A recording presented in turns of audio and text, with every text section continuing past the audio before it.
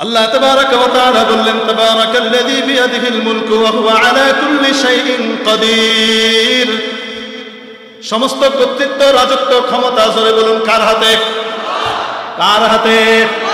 অন্য কারো হাতে কিছু কিছু বন্টন করা আছে না, শুধুমাত্র একমাত্র তার হাতে। এখান থেকে গিয়েছিলাম বিয়াদিহিল মুলক, একমাত্র তার হাতে। এই ঘোষণা দেওয়ার জন্য সূরা আলে ইমরানে আমাদেরকে আদেশ করলেন, ও নবী বলেন, কুলিল্লাহুম্মা মালিকাল মুলক, ও আমাদের রব, ও আমার ইলাহ, মালিকাল মুলক, রাজাধিরাজ, সমস্ত রাজত্বের একক ক্ষমতাধর মালিক আল্লাহ। তুতিল মুলকা মান তাশা, যাকে চান আপনি রাজত্ব দান করেন। ওয়া তানজিউল মুলকা মিম্মান তাশা, যার কাছ থেকে চান রাজত্ব ছিনিয়ে নেন। ওয়া তুইজ্জু মান তাশা, যাকে চান ইজ্জত দান করেন। ওয়া তুযিল্লু মান তাশা, যাকে চান অপমানিত আর বেইজ্জত করেন। বিয়াদিকাল খায়র, ও মাবুদ, সমস্ত কল্যাণ একমাত্র আপনার হাতে। আপনি বেইজ্জতের মধ্যে ইজ্জত দান করেন, আর ইজ্জতের আসনের মধ্যেও বেইজ্জত করে ছেড়ে দেন। ঠিক কি ঠিক না? কে করে? এগুলা করেন কে? আল্লাহ করেন।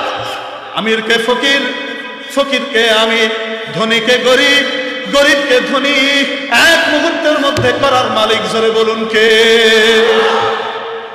আল্লাহ। শত শত বিঘার মালিক, একরের মালিক, সকালবেলায় 100 একরের মালিক। বাড়িতে কোনোদিন ভাতের টান তো দূরের কথা, যাদের টান পড়ে তারা এখান থেকে খেয়ে পরে বাঁচে। এত বড় মালিক, নদীর ভাঙনে বিকাল বেলায় নিঃস্ব ফকির। এরকম নজির আমাদের বাংলাদেশে নাই? আছে। সিরাজগঞ্জে যান, জামালপুর যান, মানিকগঞ্জের কিছু অংশ আছে, যে দেখেন কত সম্ভ্রম ওয়ালা মানুষ, ইজ্জতওয়ালা মানুষ ঢাকা শহরে এসে কোনোদিন তো কারো কাছে হাত পাতে নাই, ছোট্ট একটা ঝুপড়ির ভিতরে কাটায়, চাকরির খোঁজে ঘুরে বেড়ায়, চাকরিও পাচ্ছে না, কিছুই করার জন্য কেউ সুযোগ দিচ্ছে না। না খেতে পেয়ে বাচ্চাগুলোর জন্য মানুষের কাছে বাসের মধ্যে গিয়ে হাত পেতে ভিক্ষা করে খায়। এরকম মানুষও বাংলাদেশে আছে না নাই? চাওয়া দেখলে বোঝা যায় চেয়ে অভ্যস্ত না, বড় লজ্জার সাথে চাচ্ছে। কে বানিয়েছেন? আজকে যাদেরকে আল্লাহ তাআলা বিশাল টাকা পয়সা দিয়েছেন, আমাদের মধ্যে আপনাদের মধ্যে যে কোনো সময় ফকির করার ক্ষমতা তিনি রাখেন কিনা? কপর্তকহীনকে বিশ্বের সবচেয়ে বড় ধনী বানানোর ক্ষমতা কে রাখেন? এবং এটার জন্য কোনো ডিগ্রি লাগে না, কোনো শিক্ষাগত যোগ্যতা লাগে না, যে বড় শিক্ষিত হলে বড় টাকার মালিক হবে, বড় ডিগ্রিধারী হলে বড় টাকার মালিক হবে, বড় রুটি রুজি পাবে, আরামের, ইজ্জতের, সম্মানের রিজিক পাবে। এটার জন্য কোনো কিছুর দরকার পড়ে না, যাকে চান তাকে দেন। কামা আকিলিন আকিলিন আয়াত মাযাহিবুহু ওয়া কাম জাহিলিন জাহিলিন তালকাহু মারযুকা হাযা আল্লাযী তারাকাল আওহামা হাইরাতান ওয়া সায়্যারাল আলিমান নিহরিরা জিন্দিকা।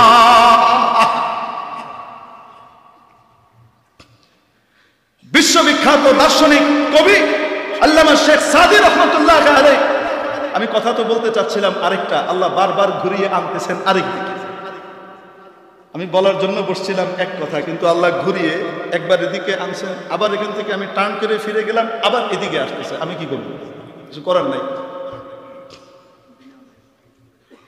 যা আল্লাহ কওয়ায় তা শুনতে রাজি আছেন? পরে কইবেন না তো হুজুর আয়াত পড়লো কি, ওয়াজ করলো কি।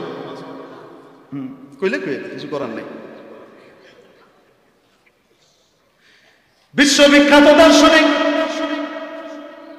আল্লামা শেখ সাদী রহমাতুল্লাহ আলাইহি তার জগৎ বিখ্যাত গ্রন্থ গুলিস্তার মধ্যে বলেন, আগার রোজি বদানিশ দর ফজুদে জনাদা তঙ্গে তর রোজি নবুদে।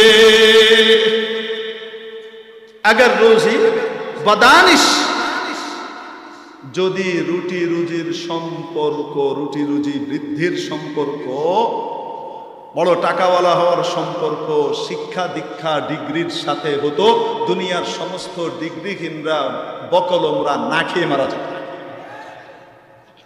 বনাদা চুনা রোজির সানাদ কে দানা আন্দর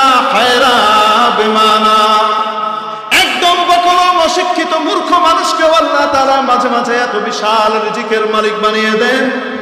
বড় বড় ডিগ্রিধারী শিক্ষিতরা তার অধীনে চাকরি করে, তার কাছ থেকে রিজিক নেয়। ঠিক কি ঠিক না?